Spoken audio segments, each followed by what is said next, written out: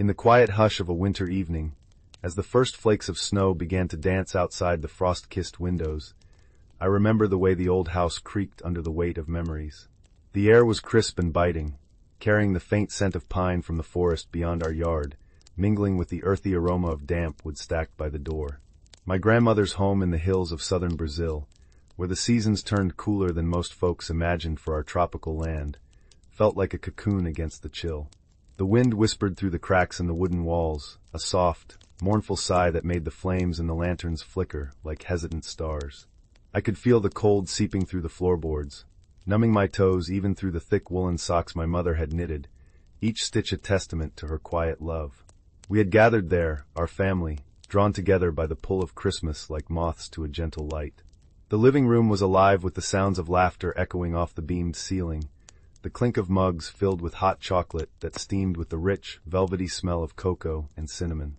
My little sister, Anna, with her curls bouncing like springs, tugged at my sleeve, her small hands warm and sticky from sneaking cookies earlier. "Brother, why isn't the fireplace lighting?" she asked, her voice a mix of wonder and impatience, the words rolling off her tongue with that soft Brazilian lilt, where every syllable felt like a hug. Her eyes, wide and sparkling in the dim glow of the oil lamps, reflected the frustration we all shared. The fireplace, that ancient stone hearth at the heart of the room, stood stubbornly dark. It was meant to be the centerpiece of our evening, crackling with logs that would send sparks flying like tiny fireworks, filling the space with the comforting snap and pop of burning wood. But tonight, no matter how many matches my father struck, each one hissing to life with a sharp sulfur tang before fizzling out, the flames refused to take hold. The wood was damp from the recent rains, I supposed, or perhaps the chimney was blocked by leaves carried on the autumn winds. The room grew cooler with each failed attempt, the chill wrapping around us like an unwelcome guest, making our breaths visible in faint puffs that hung in the air.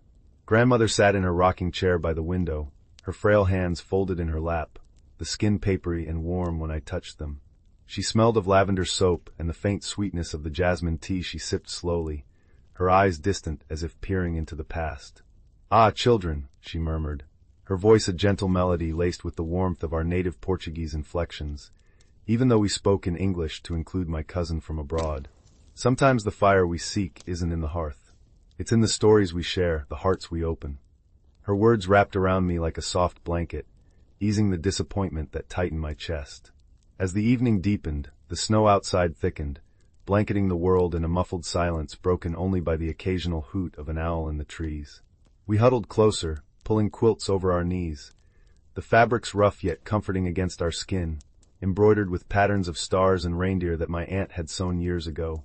The scent of fresh-baked pau de mel, those honey cakes spiced with cloves and ginger, wafted from the kitchen, where my mother hummed an old carol, her voice rising and falling like the gentle roll of waves on a distant shore. Each note carried the nostalgia of Christmases past, when the fireplace had roared triumphantly, casting golden shadows that danced across our faces. But tonight, with the hearth cold and unyielding, we turned to each other. Father, his calloused hands still smelling of the pine sap from chopping wood earlier, began to tell a tale from his childhood. "Back when I was no taller than this table," he said, his deep voice rumbling like thunder softened by distance, "we had a Christmas much like this. The rains had come early that year, turning the ground to mud and soaking every log we owned. Your grandfather, bless his stubborn soul, spent hours trying to coax a spark, his face reddening with effort, the sweat beading on his brow despite the cold. We leaned in, the room filling with the collective warmth of our breaths, the quilts shifting with soft rustles as we adjusted to hear better. Anna nestled against me, her head on my shoulder, the silky strands of her hair tickling my neck. I could feel her small body relax, the tension from the failed fire melting away as Father's story unfolded. He described the way the family had gathered then, just as we were now, the air thick with the aroma of roasted chestnuts popping in a pan over a makeshift stove, their nutty sweetness exploding on the tongue. "We sang songs," he continued, our voices blending in harmony, chasing away the chill. And in that moment, the warmth came not from flames, but from the love that bound us. The lantern light played across his features, highlighting the lines etched by years of hard work and quiet joys, making his eyes gleam with unshed tears. Outside, the wind picked up, howling like a lonely wolf, rattling the shutters with insistent knocks. But inside, the cold seemed less invasive, pushed back by the invisible fire of our togetherness. Mother emerged from the kitchen, carrying a tray laden with treats, the cookies crumbly and buttery, dusted with powdered sugar that melted sweetly on our lips, the hot chocolate thick and indulgent, warming our insides with each sip. As we ate, the conversation flowed like a river after rain, meandering through memories. Aunt Clara, with her infectious laugh that bubbled up like fizzy soda, shared about the time she and grandmother had decorated the tree with handmade ornaments. Fragile balls of blown glass that tinkled softly when touched, ribbons of red and gold that caught the light like captured sunbeams. The tree smelled so fresh, she said, her words painting the picture, like the forest had come inside, needles prickling underfoot, sap sticky on our fingers. I could almost feel it, the sharp pine scent filling my nostrils, the rough bark of the branches brushing against my palms as if I were there. The room, though dim, felt brighter with each story, the shadows retreating as our voices rose. Anna, emboldened, piped up with her own tale, though she was only 7 years old, her voice high and excited, tripping over words in that endearing way children do. Last Christmas, when the fire was big and hot, I felt like my cheeks were burning, and the marshmallows we roasted turned gooey and sweet, sticking to my fingers. We all chuckled, the sound warm and enveloping, like a shared secret. The taste of those imagined marshmallows lingered on my tongue, charred on the outside, melting within. Grandmother reached out, her hand finding mine in the semi-darkness, her touch light yet reassuring, the veins like delicate rivers under her skin. "This fireplace," she whispered, "has seen many winters. It was built by your great-grandfather, stone by stone, each one carried from the riverbed, smooth and cold from the water. He meant it to be a symbol of enduring warmth, but tonight, it reminds us that true heat comes from within." Her words stirred something deep in me, a swell of emotion that tightened my throat, making the air feel heavier, richer with unspoken feelings. As the night wore on, the snow piled higher outside, the world transforming into a soft, white expanse that muffled all but our voices. We lit more candles, their flames steady and golden, casting a honeyed glow that warmed our faces. The wax dripped slowly, the scent of beeswax mingling with the lingering spices from our feast. Father suggested we sing, and so we did, carols in a mix of English and Portuguese, the melodies weaving together like threads in a tapestry. Noite Feliz, we chorused, the words evoking the silent night, the holy night, our harmonies imperfect but heartfelt, vibrating through the air and into our bones.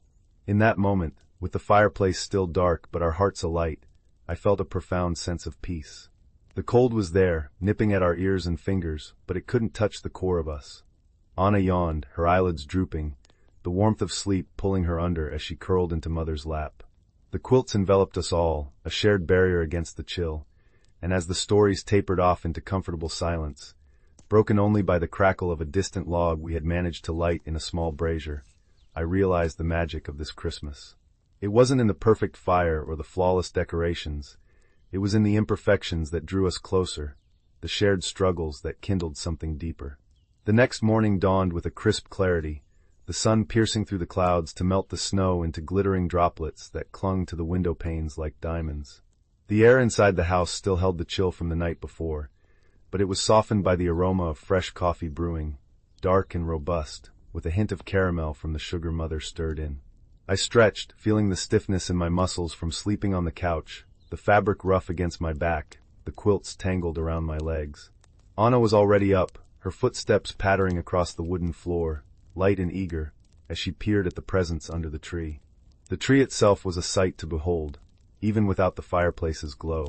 Its branches sagged under the weight of ornaments, shiny baubles that reflected the morning light in rainbows, tinsel that shimmered like frost, and strings of popcorn we had threaded the day before, their buttery scent still faint. The needles released a fresh pine wave with every brush of our hands, prickly and invigorating. "Look, everyone!" Anna exclaimed, her voice bubbling with excitement, the words infused with that joyful cadence familiar from our family gatherings, where enthusiasm turned every sentence into a celebration. We gathered around, the floor cold under our bare feet, but the anticipation warmed us from within. Father knelt by the hearth again, determined, his breath steady as he arranged drier logs this time, ones he'd fetched from the shed where they'd been sheltered from the rain.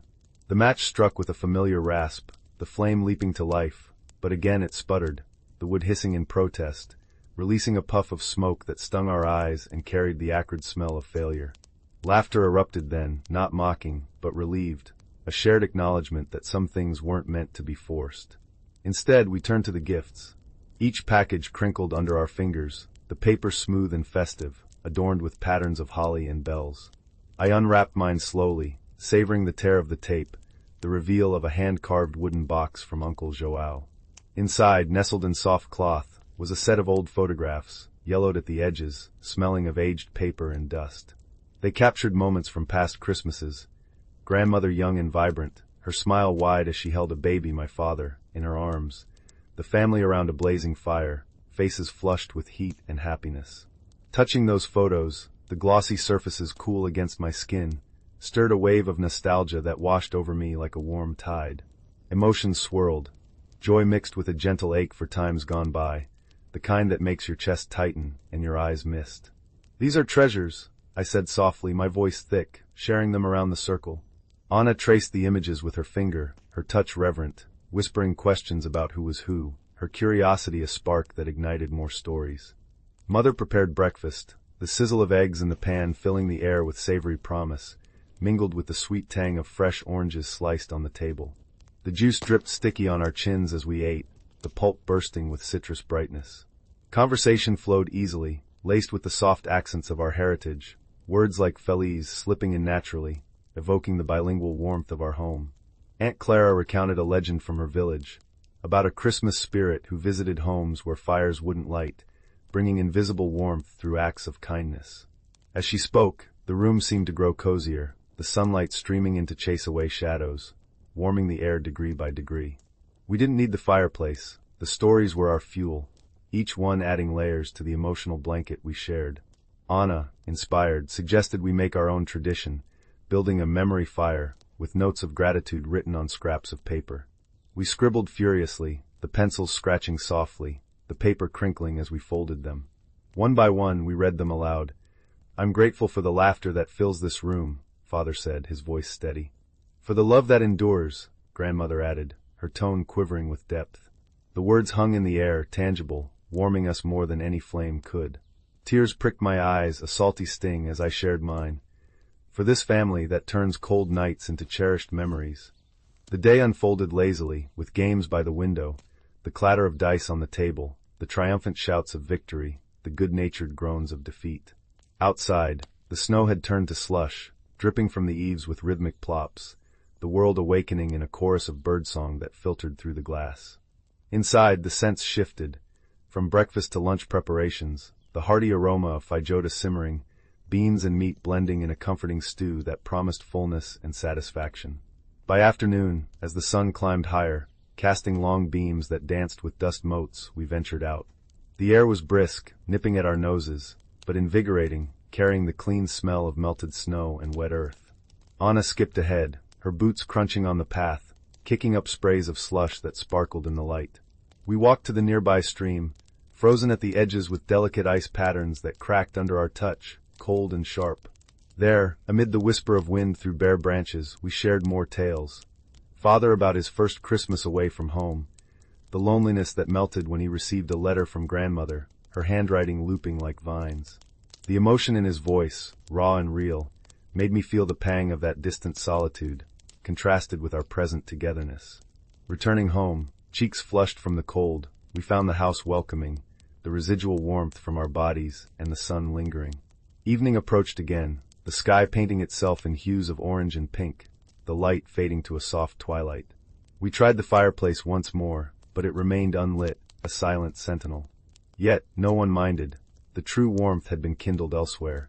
As night fell, stars pricking the velvet sky visible through the windows, we settled in for more stories. Grandmother's voice, frail but enchanting, wove a tapestry of enchantment, a tale of a magical Christmas Eve when a wandering traveler brought gifts not of gold, but of shared dreams. The room filled with her words, the air thick with imagination, emotions swelling like a symphony.